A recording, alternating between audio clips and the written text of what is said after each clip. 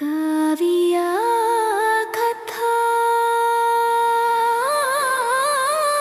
अमृत। बोलिए श्री गणेश जी महाराज की। बोलिए चौथ माता की। आइए करवा चौथ की इस पावन अवसर पर हम करवा चौथ व्रत कथा का श्रवण करें। ये कहानी है 7 भाई और बहन की। एक गांव में एक साहूकार के 7 बेटे और एक बेटी थी। सातों भाई और बहन में बहुत प्यार था। करवा चौथ के दिन सेठानी ने सातों बहुओं और बेटी के साथ करवा चौथ का व्रत रखा।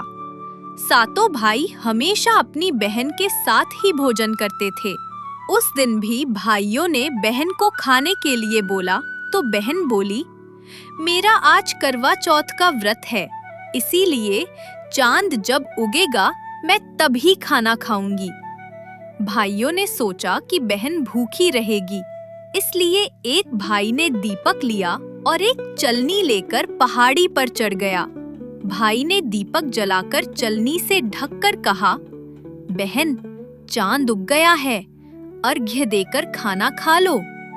जब बहन ने भाभियों से कहा कि भाभी चांद देख लो, भाभी बोली कि ये चांद तो आपके लिए उगा है, आप ही देख लो, हमारा चांद तो देर रात को उगेगा। बहन भाइयों की बात मानकर अपने भाइयों के साथ खाना खाने बैठ गई। बहन जैसे ही भोजन का पहला कौर खाने लगी तो उसमें बाल आ गया, दूसरा कौर खाने लगी तो उसमें कंकर आ गया और तीसरा कौर खाने लगी तो ससुराल से संदेशा आ गया कि बेटा बहुत बीमार है, बहू को जल्दी भेजो। माँ ने जब लड़की को विदा किया तो कहा, रास्ते में जो भी मिले उसके पांव लगती जाना और जो कोई सुहाग की आशीष दे तो पल्ले में गांठ लगाकर उसे कुछ रुपए जरूर दे देना। बहन जब भाइयों से विदा हुई तो रास्ते में जो भी मिला उसने ये आशीष दिया कि तुम 7 भाइयों की बहन हो, तुम्हारे भाई सुखी रहें और तुम उनका सुख देखो। बहन को सुहाग का आशीष किसी ने भी नहीं दी। जब वो ससुराल पहुंची तो दरवाजे पर उसकी छोटी ननद खड़ी थी। वो उसके पांव लगी तो उसने कहा कि सदा सुहागन रहो, सदा खुश रहो। तो बहन ने ये सुनकर पल्ले में गांठ बंधा और ननद को सोने का एक सिक्का दिया। घर के अंदर प्रवेश किया तो कमरे में पति को बीमार अवस्था में पाया तो वो उसके पास जाकर उसकी सेवा करने के लिए बैठ गई। इस प्रकार से समय बीतते बीतते कुछ दिन बाद माघ महीने की तिल चौथ आई तो उसने माता से प्रार्थना की और कहा, माता मुझे मेरी गलती का पश्चाताप है, मुझे माफ कर दो। हे चौथ माता, मेरे दुखों का अंत कर दो। माता ने कहा, ये मेरे हाथ में नहीं, वैशाखी चौथ माता तुम्हारी मदद करेगी। वैशाखी चौथ पर बहन ने फिर प्रार्थना की तो माँ ने कहा, भादुड़ी चौथ माता तुम्हारी मदद करेगी। भादुड़ी चौथ माता से प्रार्थना करने पर उन्होंने कहा, सबसे बड़ी कार्तिक चौथ माता तुम्हारी मदद करेगी।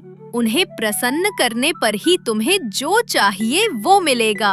अंत में कार्तिक महीने में चौथ माता स्वर्ग से उतरी तो उसने चौथ माता के पैर पकड़ लिए और विलाप करने लगी, हे चौथ माता, मैं ना समझ थी, इसलिए मुझसे भूल हुई, मुझे इतना बड़ा दंड मत दो। आप जग की माता हैं, सबकी इच्छा पूरी करने वाली हैं। मेरी बिगड़ी बनाओ माँ, मेरी खुशियाँ लौटा दो माँ, मेरे पति को स्वस्थ कर दो। माता ने खुश होकर उसे अमर सुहाग का आशीर्वाद दे दिया। उसका पति उठा और बोला, मुझे तो बहुत नींद आई।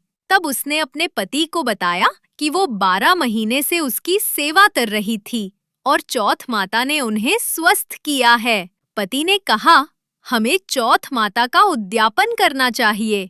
उसने चौथ माता की कहानी सुनी और उद्यापन कर चूरमा बनाया। दोनों खा पीकर चौपड़ खेलने लगे। नौकरानी खाना लेकर आई तो ये देखकर तुरंत जाकर उसकी सासू को बताया।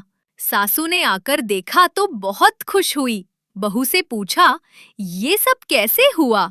बहू ने सास के पैर छुए और बताया कि ये चौथ माता का आशीर्वाद है। सभी लोग चौथ माता की कृपा देखकर बहुत खुश हुए। सभी स्त्रियों ने पति की दीर्घायु के लिए चौथ माता का व्रत करने का निश्चय किया।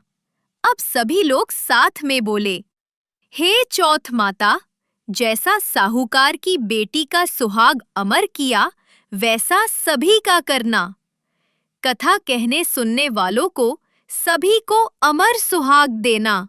बोलिए, मंगल करनी दुख हरनी चौथ माता की जय। बोलिए, श्री गणेश जी महाराज की जय। गणेश जी की कथा का लिंक डिस्क्रिप्शन में दिया गया है, उससे जरूर सुनें और हमारे YouTube चैनल को सब्सक्राइब जरूर से करें। काव्या